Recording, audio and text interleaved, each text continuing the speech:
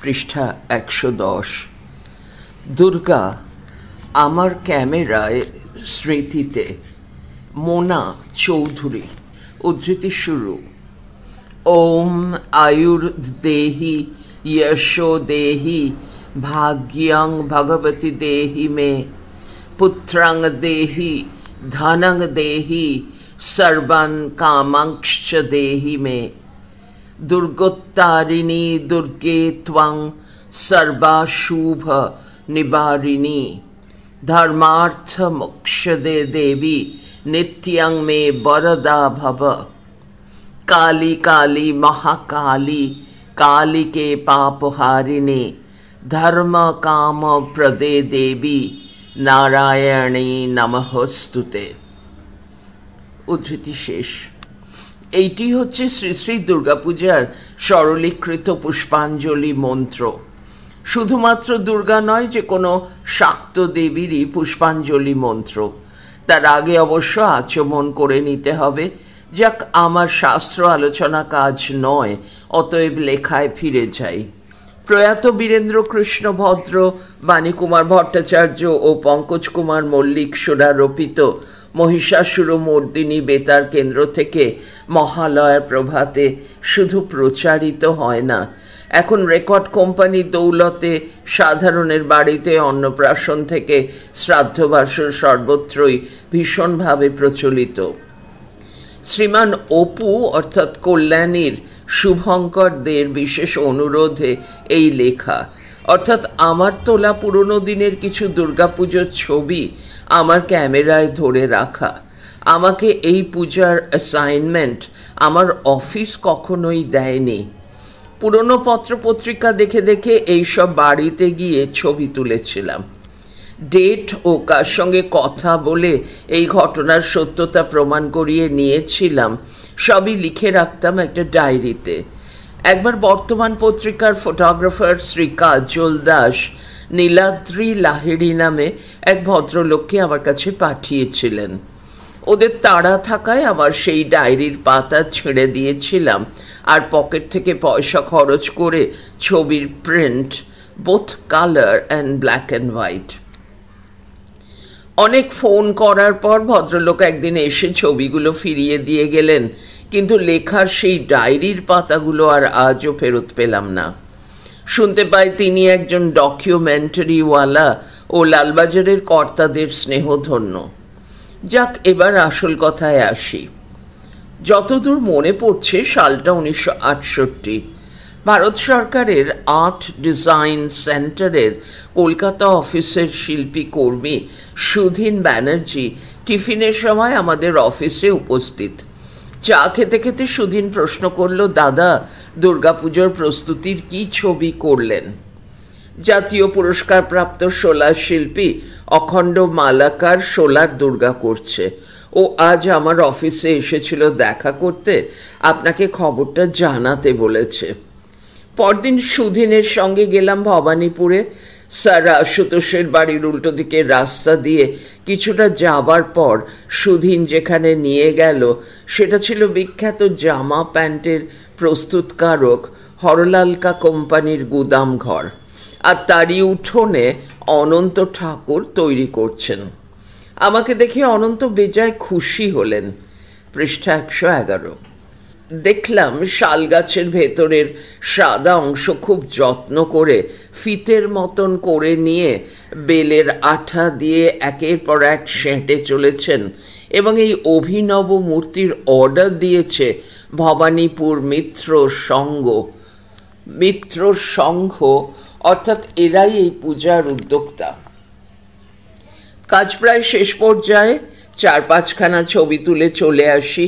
শিল্প নৈপুণ্যের দৃষ্টিকোণ থেকে খুবই সুন্দর কাজ, কিন্তু সাধারণ মানুষের মনে ভক্তি উদয় হয় না। শিল্পকর্ম হিসাবে পূজার পর মূর্তিটি দীর্ঘদিন ভারতীয় জাদুঘরে রক্ষিত ছিল, এখনো আছে কিনা জানি না। 1956-57 সালটা ঠিক মনে নেই। মাসিক বসুমতী পত্রিকা দপ্তরে পুজোর ছুটির আমেজ। বেশ জমিয়ে আড্ডা চলছে, আর বাইরে চলেছে বৃষ্টি। হঠাৎ সহকারী সম্পাদক কল্যাণাক্ষ বন্দ্যোপাধ্যায় বলে উঠলেন, দাদা, মেয়েকে বলে দিন সেই কথাটা। হঠাৎই বলা যায়, প্রাণতোষবাবু বলে উঠলেন, শোনো, সপ্তমীর দিন সকালে তুমি মহারাজা প্রদ্যোৎ কুমার ঠাকুরের প্যালেসে চলে যাবে, আর সেখানে গিয়ে ঠাকুরের 2-3খানা ছবি তুলবে। বোধহয় এটাই ওদের শেষবারের মতো দুর্গাপূজা, কল্যাণ থাকবে, কোনো অসুবিধা হবে না। সে এক বিস্তারিত ইতিহাস। বন্ধ হয়ে যাওয়া পূজা দিয়ে আমার দুর্গাপূজার সিরিজের ছবি তোলা শুরু। যতদূর মনে পড়ে বাড়ির নাম ছিল টেগোর কাসল।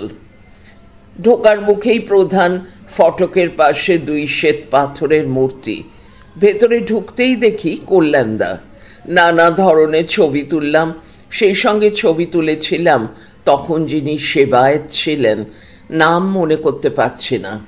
যাই হোক, এরপর ছবি তুলেছিলাম সাবর্ণ রায়চৌধুরীদের 8চালা পূজার। সময়টা যতদূর মনে পড়ে 1963 সাল। সপ্তমী পূজার দুপুর। সদ্য টাইমস অফ ইন্ডিয়া পত্রিকায় জয়েন করেছি। তার আগের বছর এক সন্ন্যাসী কুমারী পূজা করে তাকে প্রণাম করছেন সেই ছবি পাঠিয়েছিলাম এবং ছাপা হয়েছিল। উৎসাহে ভরপুর হয়ে এবার হাজির বরিশার সাবর্ণ রায়চৌধুরীদের 8চালা পূজার ছবি তুলতে। নিজেই ঘুরে ঘুরে ছবি তুলছি, আর স্মৃতির পাতায় কত ইতিহাস ভেসে উঠছে। ব্যবসার সুবিধার জন্য জোপচার্নক এসেছিলেন এই পাতায় ছাওয়া 8চালা বাড়িতে। দিল্লি সম্রাটের কাছ থেকে ফরমান নিয়ে 1698 সালে তিনি গণ্ডগ্রাম মাত্র 1300 টাকায় কিনেছিলেন। তখন অবশ্য চার্নক আর ইহজগতে নেই। আজকে শহর কলকাতার কেউ কি তা কল্পনায় আনতে পারবেন? হঠাৎ দেখলাম এক বৃদ্ধ ভদ্রলোক, যিনি দুর্গা প্রতিমার সামনে বসে এক ধামার মতন বেলপাতা বাছছিলেন, আমাকে ইশারায় ডাকছেন। এবার কাছে গিয়ে দেখি ভদ্রলোক এক বড় বান্ডিল দূর্বা বাছতে শুরু করেছেন। কাছে যেতেই প্রশ্ন করলেন, কি কাজের জন্য একা একা ঘুরে ঘুরে ছবি তুলছেন? নিজের পরিচয় দিয়ে ওর পরিচয় জানতে চাইতেই বলে উঠলেন, ধরে নিন না, আমি এই পূজার একজন সহকারী পূজারী। আগামীকাল মহাষ্টমী। পাড়া এবং পাড়ার বাইরে থেকে অনেকেই আসবেন পুষ্পাঞ্জলি দিতে। কারুর কি কিছু খেয়াল আছে? আপনি যখন রিক্সা থেকে নামলেন তখন থেকেই লক্ষ্য করছি আমার এক ধামা বেলপাতা বাছা হয়ে যাবার পরও দেখলাম আপনি ছবি তুলে যাচ্ছেন। তাই কৌতূহলে প্রশ্ন করে ফেললাম। কিছু মনে করবেন না ভাই। আবার ভাই সম্বোধন, অথচ পরিচয় দিচ্ছেন না। নিশ্চয়ই এই পরিবারের সদস্য। আমি প্রতিমার ছবি তুলছি দেখে উনি বলে উঠলেন, দেখবেন ভাই, প্রতিমার বেদি যেন কেটে না যায়।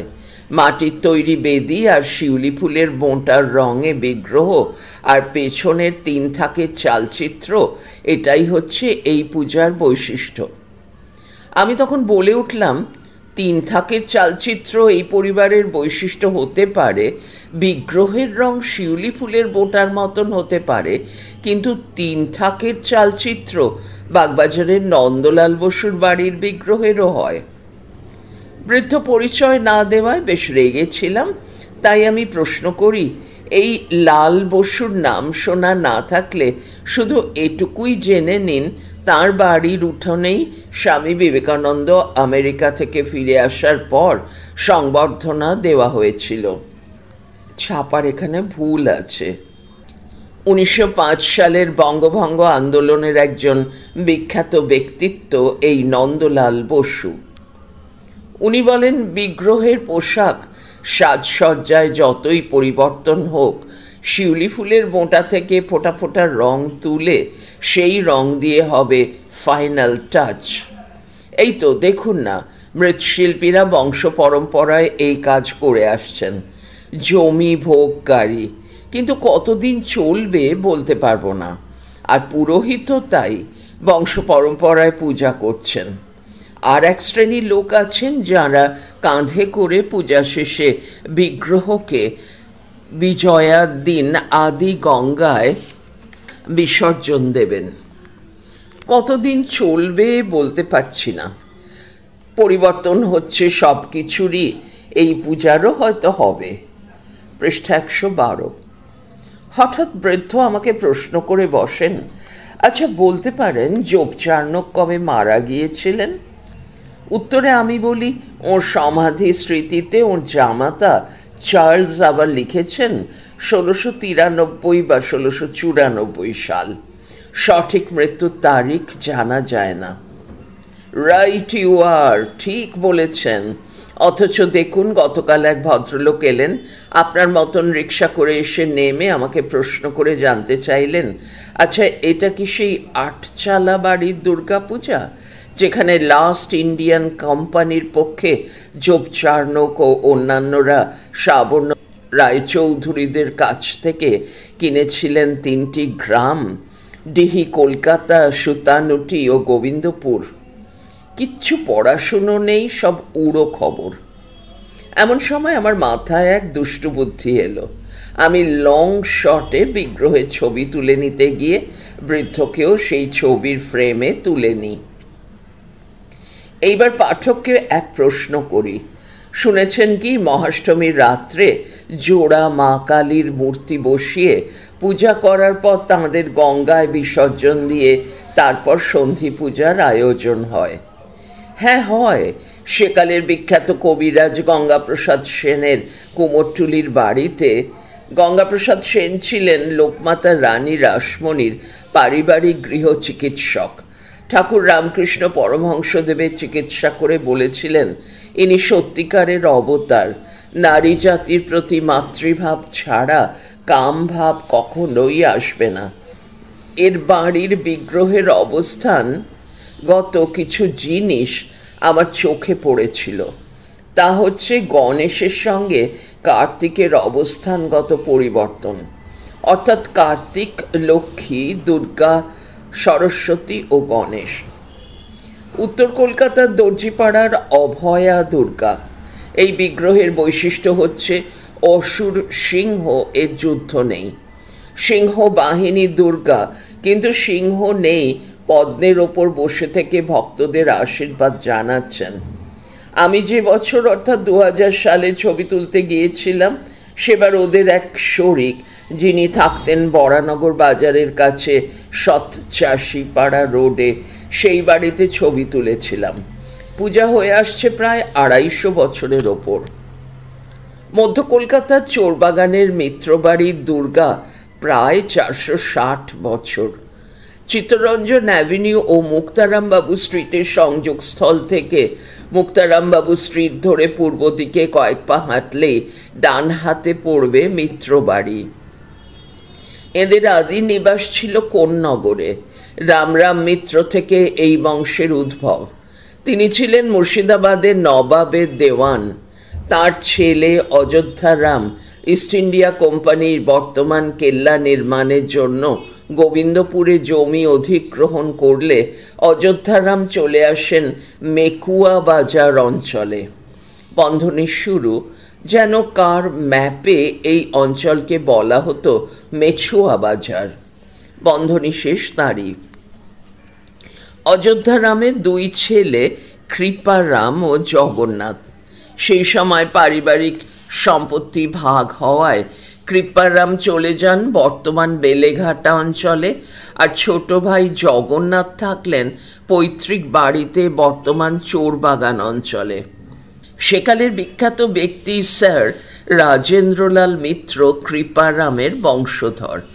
বর্তমান বাড়িটি করেছিলেন রামসুন্দর মিত্র, যিনি সেকালে এই অঞ্চলে খেদারাম মিত্র নামে বিশেষ পরিচিত ছিলেন। সামনের অংশ ভূমিকম্পে ভেঙে যাওয়ায় ম্যাকিনটশ বার্নকে দিয়ে যান বসিয়ে, এই বাড়ির বাইরের চেহারা পাল্টে দেব। ছাপার ভুল। এই বাড়িতে বিখ্যাত ছিল কালী পূজা, কিন্তু দুর্গাপূজায় গিয়ে কোনো কর্তা ব্যক্তির দেখা পাইনি এবং সে বিষয়ে বিস্তারিত কিছু লিখতে পারলাম না। যা লিখলাম সেসব বিভিন্ন পত্র পত্রিকা থেকে। দক্ষিণ কলকাতার বকুলবাগান সর্বজনীন দুর্গাপূজা এ এক অদ্ভুত বারোয়ারি দুর্গাপূজা প্রতিষ্ঠান। এরা প্রতি বছর একজন করে বিখ্যাত শিল্পীকে দিয়ে প্রতিমা নির্মাণ করাতেন। যতদূর মনে পড়ছে গত শতাব্দীর 90-এর দশকের শুরুতে প্রতিমা করেছিলেন আমার বন্ধু প্রয়াত বিকাশ ভট্টাচার্য। ঠিক তার আগের বছর প্রতিমা করেছিলেন শিল্পী মীরা মুখার্জি, আর বিকাশবাবুর পরের বছর প্রতিমা করেছিলেন সরকারি শিল্পকলা মহাবিদ্যালয়ের অধ্যক্ষ ঈশা মোহাম্মদ। জানি না সে পূজা এখনো অনুষ্ঠিত হয় কি না। এর পরের পৃষ্ঠায় আর্ট পেপারে আলোকচিত্র রয়েছে। ওপরে দুটি আলোকচিত্র আছে, উপরেতে লেখা শিল্পী বিকাশ ভট্টাচার্য, আলোকচিত্র মোনা চৌধুরী। এখানে শিল্পী প্রতিমা তৈরি করছেন, তার ছবি। নিচে দুর্গা প্রতিমার কাঠামোর ছবি রয়েছে, তলায় লেখা আলোকচিত্র মোনা চৌধুরী। পরের পৃষ্ঠাতেও ছবি রয়েছে আর্ট পেপারে, দুটি ছবি। ওপরে কুমারী পুজো, দুর্গা মূর্তির সামনে একটি কুমারী মেয়েকে বসিয়েছে এবং একজন বাড়ির মহিলা তার পায়ে প্রণাম করছেন। তলায় লেখা কুমারী পুজো, আলোকচিত্র মোনা চৌধুরী। নিচে অভয়া দুর্গার ছবি, রঙিন ছবি, তলায় লেখা আলোকচিত্র মোনা চৌধুরী। মূল পাঠ পৃষ্ঠা 113। দুর্গাপূজায় পবিত্রতা নেই, সব হারিয়ে যাচ্ছে, এই রকম 7-5 ভাবতে ভাবতে গেলাম বেলুড় মঠে কুমারী পূজার ছবি তুলতে। সেখানে আর এক সমস্যা, ওরা প্রতিমার সামনে কুমারী পূজা করবেন, সে ছবি তুলতে দেবেন না। ওরা পূজা করে কুমারীকে বাইরে এনে বসিয়ে দিলে সে ছবি তুলতে পারা যাবে। খানিকটা রাগে বেলুড় মঠ ত্যাগ করলাম। আনন্দবাজার পত্রিকার তদানীন্তন চিফ ফটোগ্রাফার বীরেন্দ্রনাথ সিংহ কি করে আমি পবিত্রতা খুঁজছি এবং সেই জন্য বেলুড় পর্যন্ত গেছি শুনে আমাকে ডেকে বললেন, এই যে পবিত্রবাবু, কোথাও খাবার দরকার নেই। ছাপার ভুল।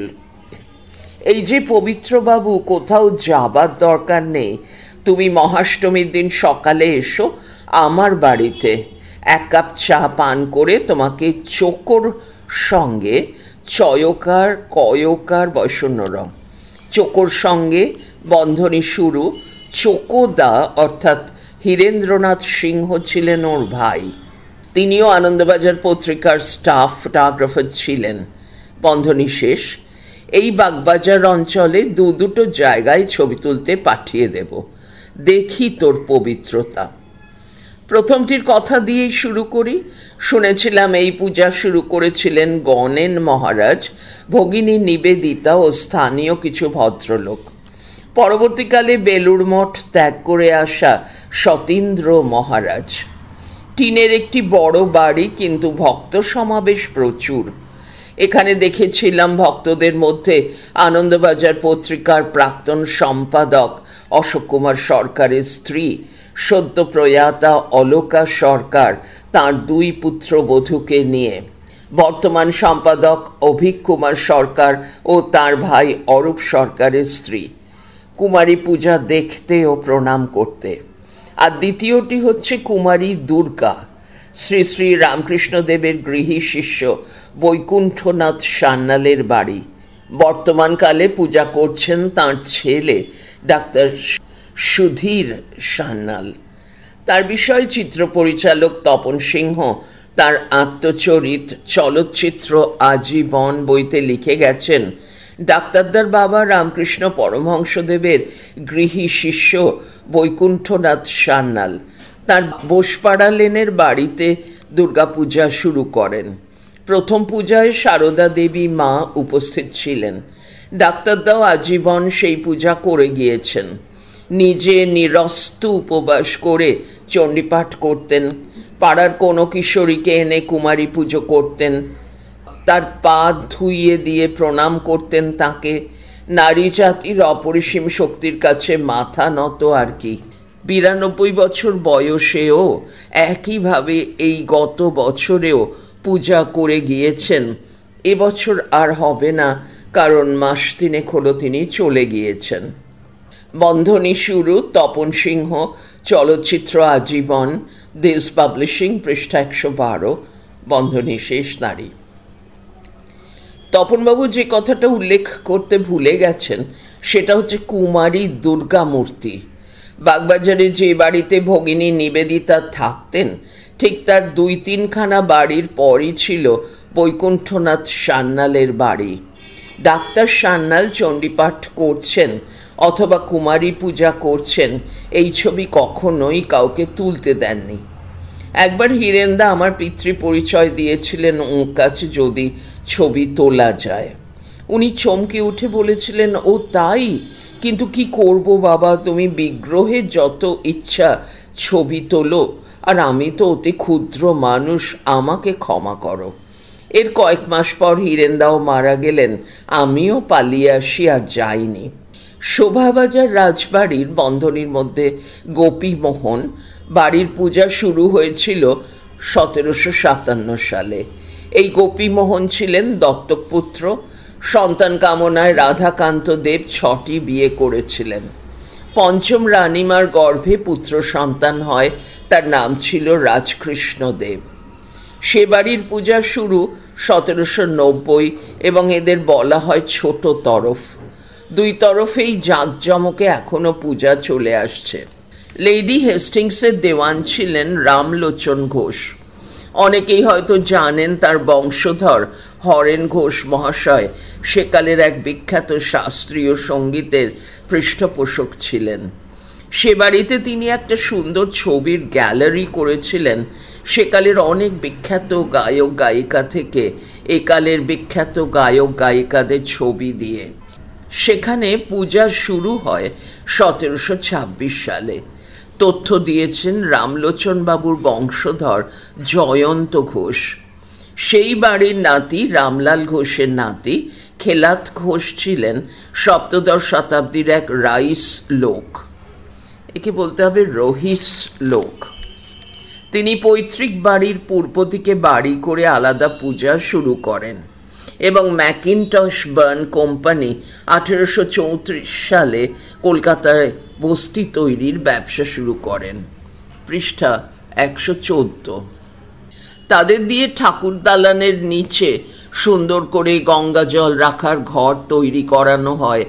জ্বালায় গঙ্গা জল তুলে রাখা হতো স্নানযাত্রার দিন, যাতে 1.5 মাস ধরে গঙ্গার পলি জ্বালার নিচে জমা হয়ে ওপরের জল ব্যবহার করা যায় পূজার কাজে। প্রথমবার ওই বাড়ির ছবি তুলতে গিয়ে পুরোহিত মহাশয়ের অনুমতি নিয়ে ছবি তুলি। পরে পারিবারিক ব্যাপারে প্রশ্ন করা হলে উনি আমার সঙ্গে একজন লোক দিয়ে ওপরে অসুস্থ এক ভদ্রলোকের কাছে পাঠান।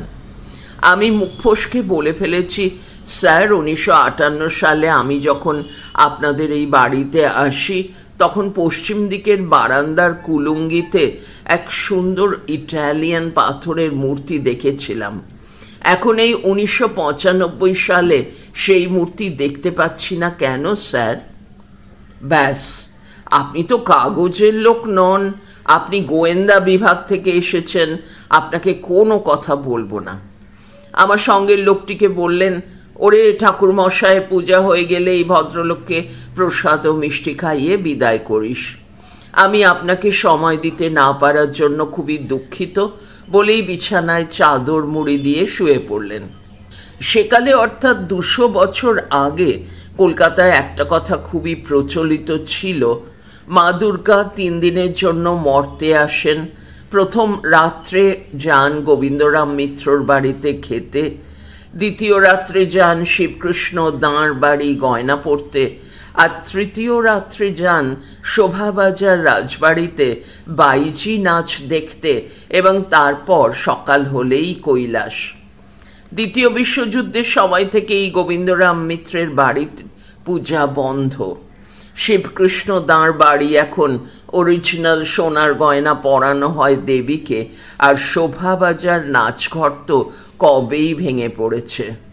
আমার পূজা পরিক্রমায় অনেক কিছুই লেখা বাদ থেকে গেল রানী রাসমণি ঠাকুর বাড়ির পূজা, ঠাকুরবাড়ি ও বসত বাড়ি, বাগবাজার সর্বজনীন যারা বিজয়ার দিন দুপুর থেকে কাঙালি ভোজন করায়, বাদ থেকে গেল বিডন স্ট্রিট সর্বজনীন, সিমলা ব্যায়াম সমিতি, আরও কত বাড়ির পূজা। ভাবতে খুব কষ্ট হয়, একদিন যারা আগ্রহ করে বিগ্রহ প্রতিষ্ঠা করেছিলেন তাদের অনেকের বাড়িতে এখন বিভিন্ন কোম্পানি বাড়ি ভাড়ার নামে ঢুকে পড়েছে। মনে পড়ছে এক্ষণ পত্রিকা বন্ধ করে দেবার পর প্রকাশক ইন্দ্রনাথ মজুমদার খুব সুন্দর করে লিখেছিলেন, এ হেঁয়ালি শহর থাকবেই, হয়তো অন্য আরেকজন এসে একে খুঁজতে বসবেন। আমি ঐতিহাসিক নই, পূজা গবেষক নই, যদি কোথাও কোনো কমা একটি থেকে থাকে তার জন্য আগাম ক্ষমা প্রার্থী। মনে হচ্ছে এখানে কোনো ছাপার ভুল আছে। অধ্যায়টি পড়া শেষ হলো। নিচে একটি সাদা কালো দুর্গার ছবি রয়েছে। পড়া চলছে পরের ফাইলে, পৃষ্ঠা 115, জাগো দুর্গা, জগন্নাথ বসু।